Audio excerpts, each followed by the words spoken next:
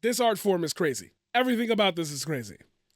The fact that we made a medium out of talking to people directly on the internet was something that had already existed in 2006, 2007, but you've already seen the title of this video.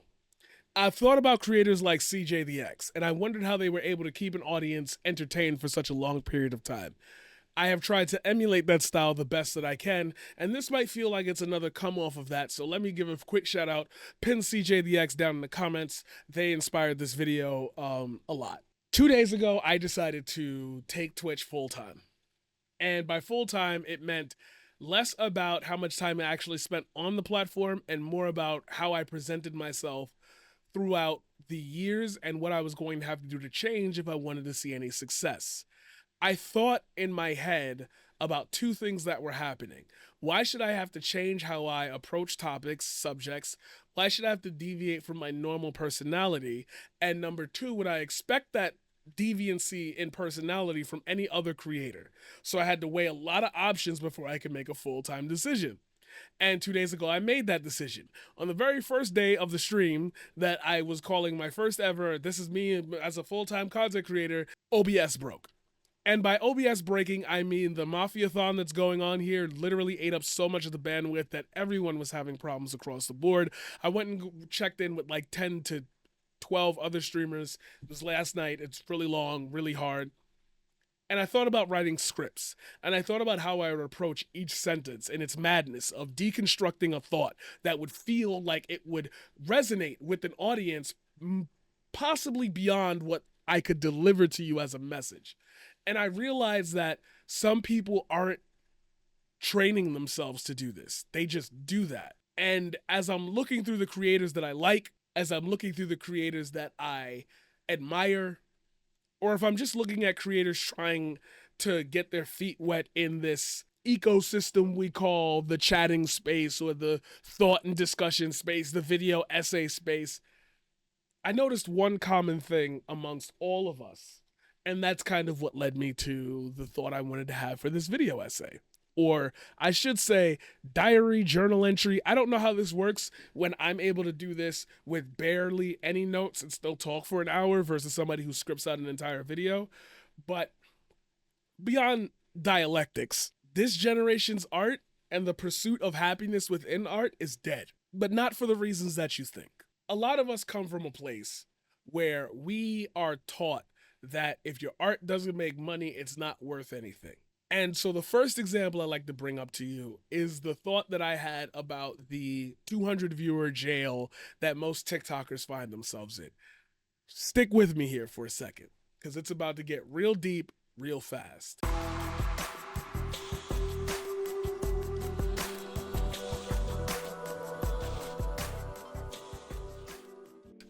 I juxtaposed the trauma that we live in every day with the genocide going on, with all of the inconsistencies and contradictions that exist within the American government, as well as so many other far-right fascist governments that are now taking hold in major places in the world.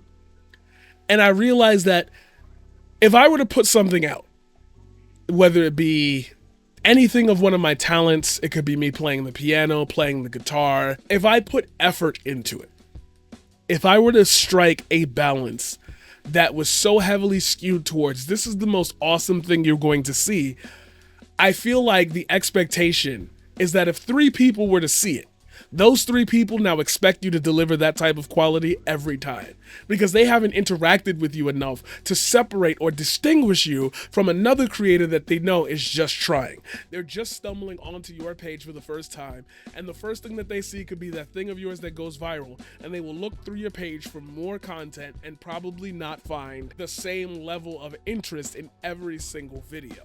This is obviously not something that can be used across a spectrum. Comedians, or I should say very funny people, like Tony's I heard him say his name. I'm gonna get it right.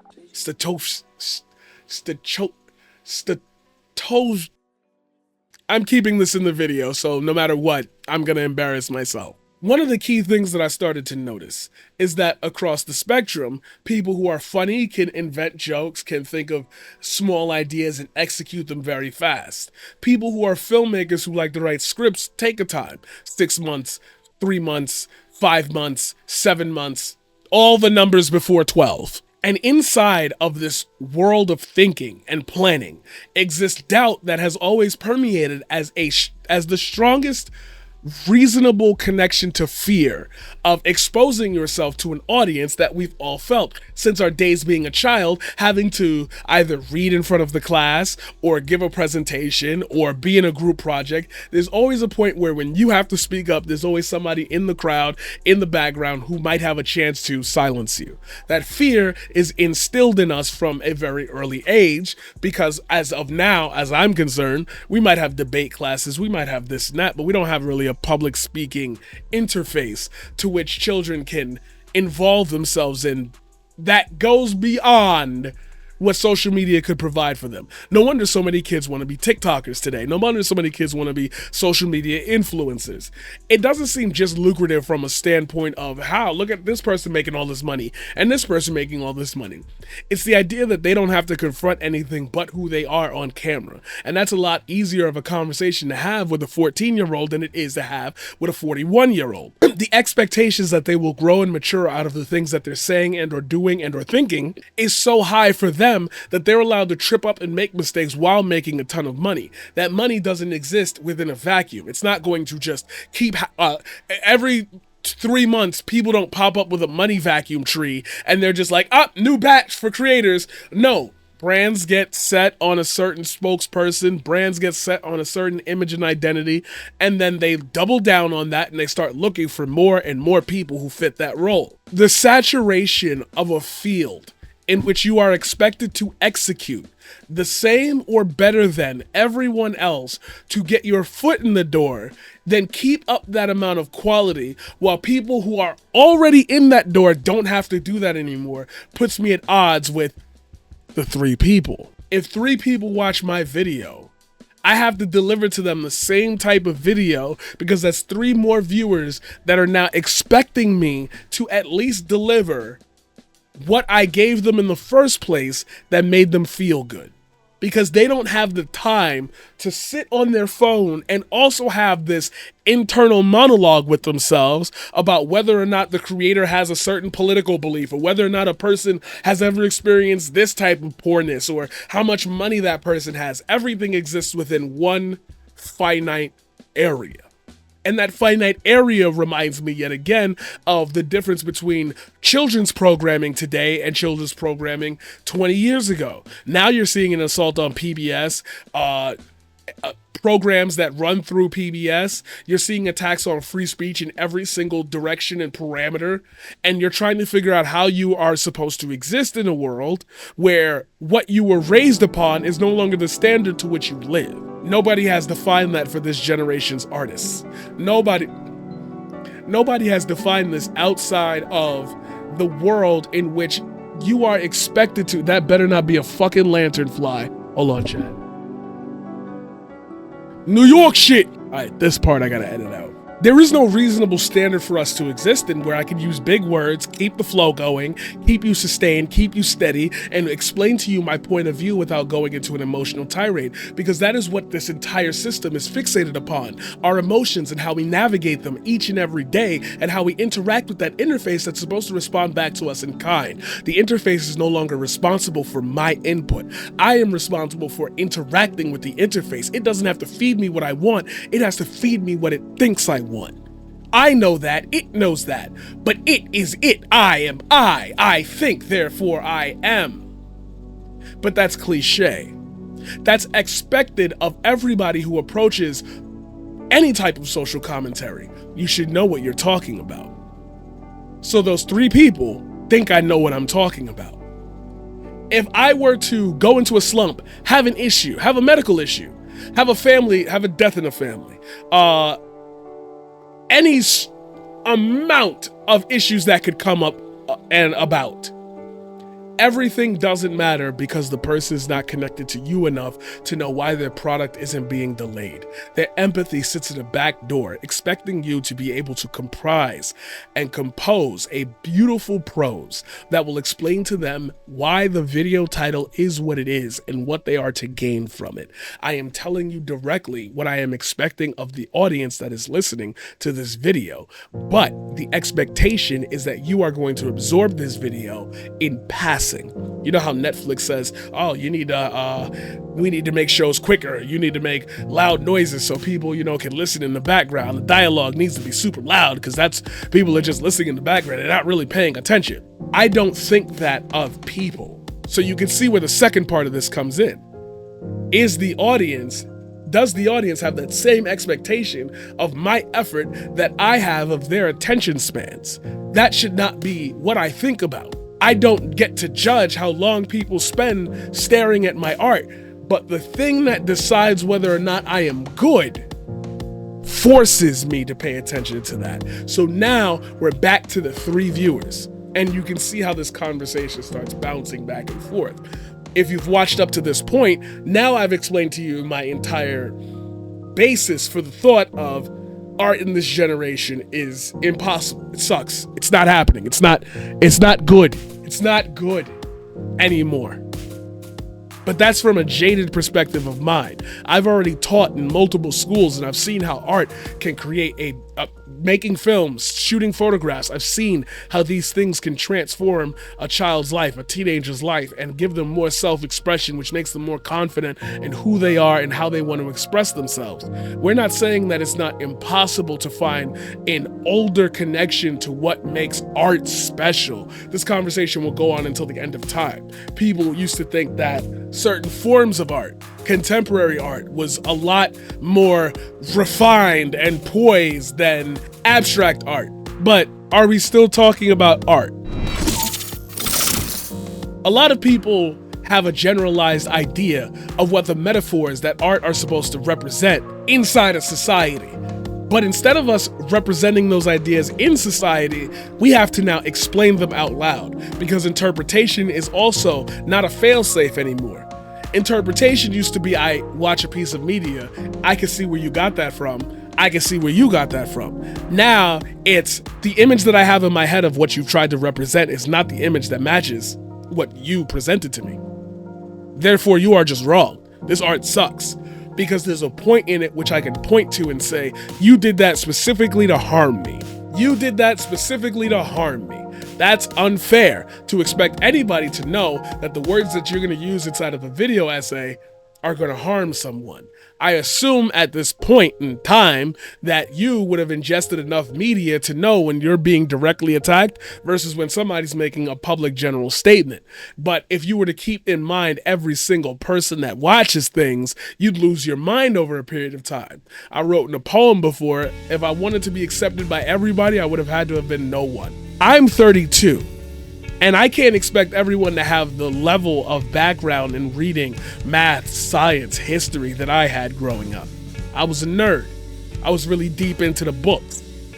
But I was also on the streets. I was doing shit that kids shouldn't be doing. But as a kid, I was exposed to things that I shouldn't have been exposed to. Some of them came from the house that I lived in. At some point or another, something has to give.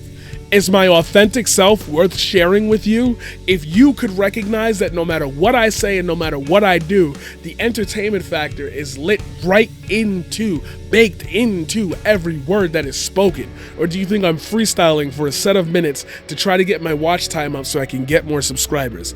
The methodology in which you decide whether or not my morals align with what you would like to see from a content creator leaves me with only 2 choices. Either explain that to you directly or let you assume that from the inferences that I give you inside of the scripts that I make. But if I can't make the scripts inferable enough that it shuts out everybody who can infer that wrongly, then I'm left with 3 people. If those 3 people expect this quality from me, can I continue to give them that while being honest with myself about what I want?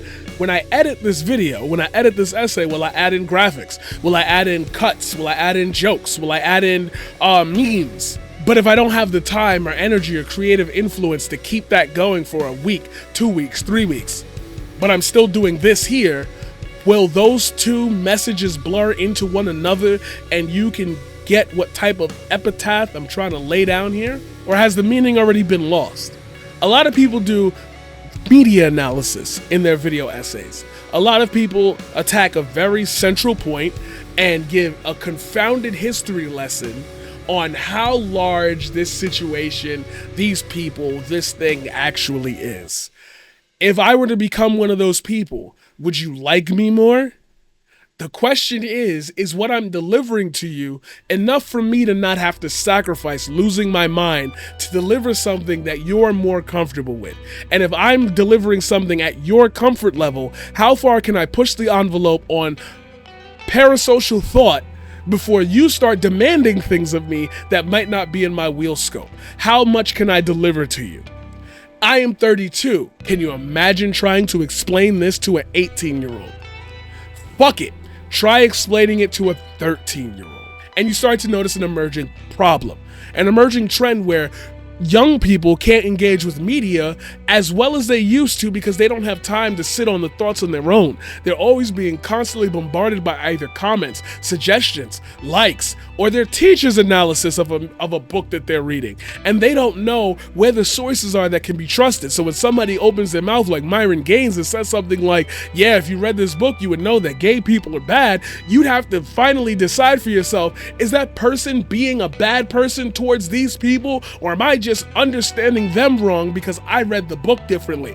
That challenge an internal thought, challenges an internal monologue, which will continuously spin your brain over and over again into making more and more moral decisions that won't exactly align with the way the beautiful world works inside of a simile or a metaphor or words of descriptors. Everybody has their own interpretation of what the text says. Even if you try so long to explain it to them, they will still say, my words matter more. And inside of the world in which words matter more, what type of point am I ever going to try to make to you by telling you the art of this generation, being an artist in 2025, sucks? What do you hear from it?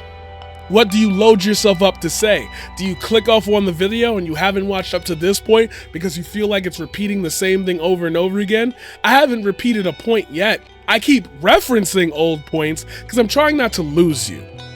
Which brings me back to CJDX and other creators who have tried to use this platform to explain the most minute details of our lives in the most explorative way, challenging the framework of how we use media analysis to understand people in our day-to-day lives. While it would be very easy for me to explain to you, I have a big script here, and it's got all these big words and all these points, and I can't wait till we get down to minute 40. You wouldn't believe me if I told you all of this is off the top of my head. You would refuse to believe that because nobody really does that here.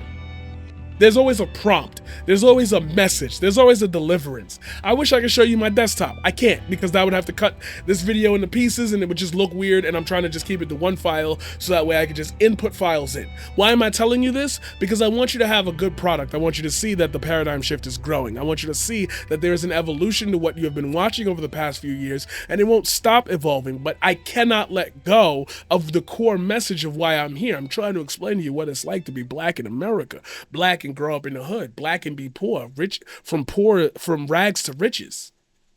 But what are my riches defined, and what are your riches defined as? If I told you to read The Alchemist, would that sentence mean more to you? If you've read The Alchemist, that sentence means something special to you. If you haven't, that's something that you have to read in order to understand it. I'm requiring you to read something to understand a YouTube video? That sounds crazy, but not unreasonable.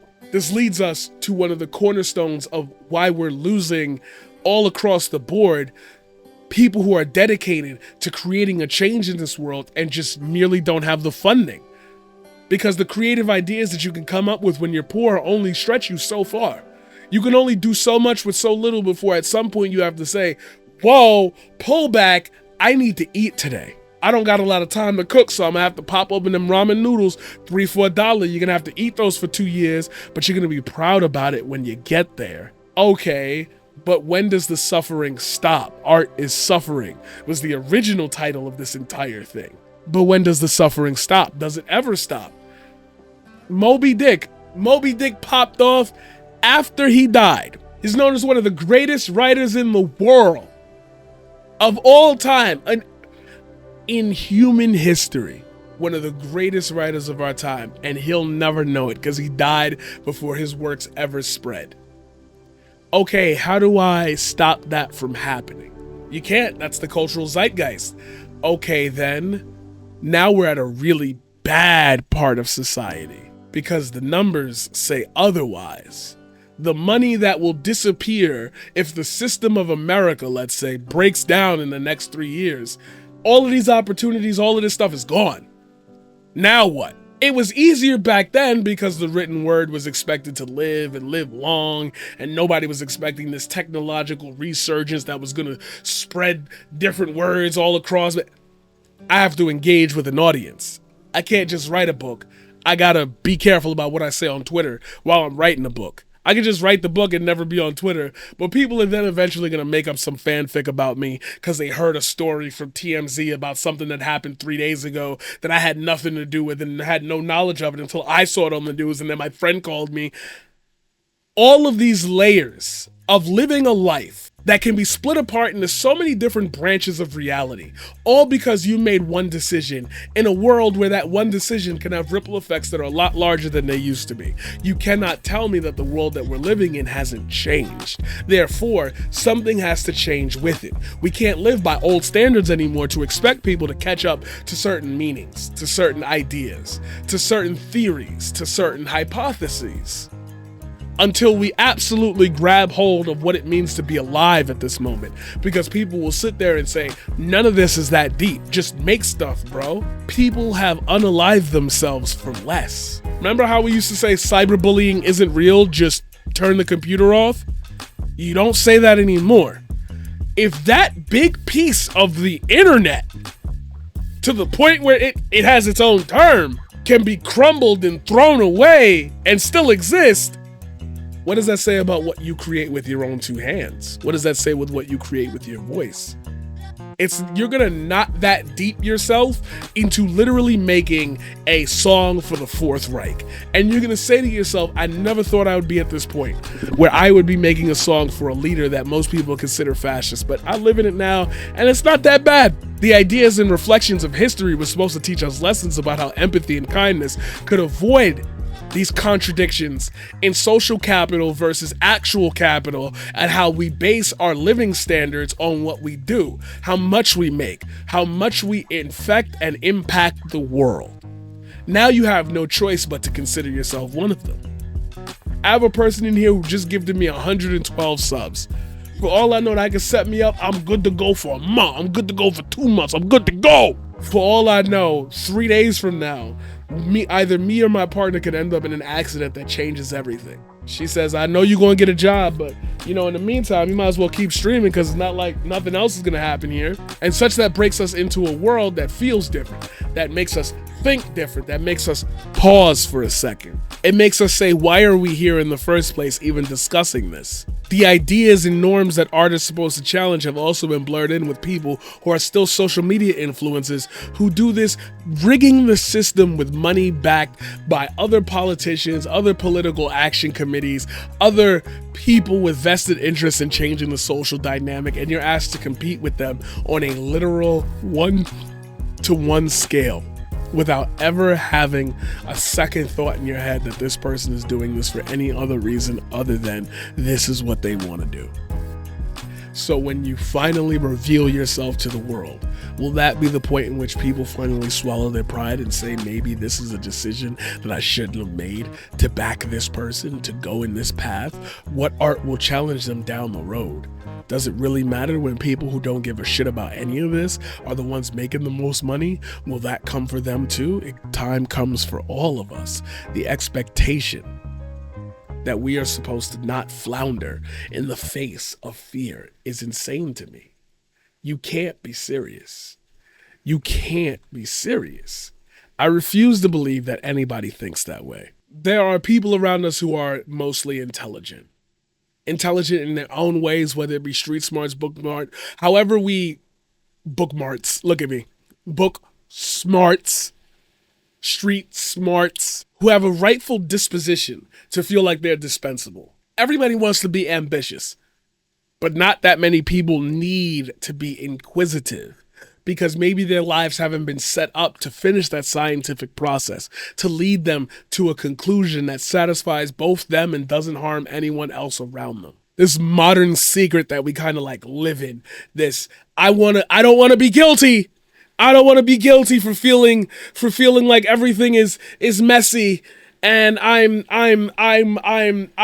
not good enough at this. It's too puzzling. You're acting too nonchalant. Explain it to me. What are you trying to say? That this shit is fucked, bro. And I really wish more people took some time out to like invest a piece of themselves into a creator, because then you could really see if you're getting a return on that investment. But alas, this is just part 1. Part 2 comes later. And if you'd like to see part 2 early, you could drop a comment below and be like, yo, nah, you can't leave it like this. You said it was going to be an hour and a half. Where is it? I'm creating demand. I got the supply. You got to demand it. Twitch.tv/the_paradigm_shift. Hit the like. Hit the subscribe. I slice that like button. And I'll catch you in the next one. They gotta free my niggas. They gotta free my niggas.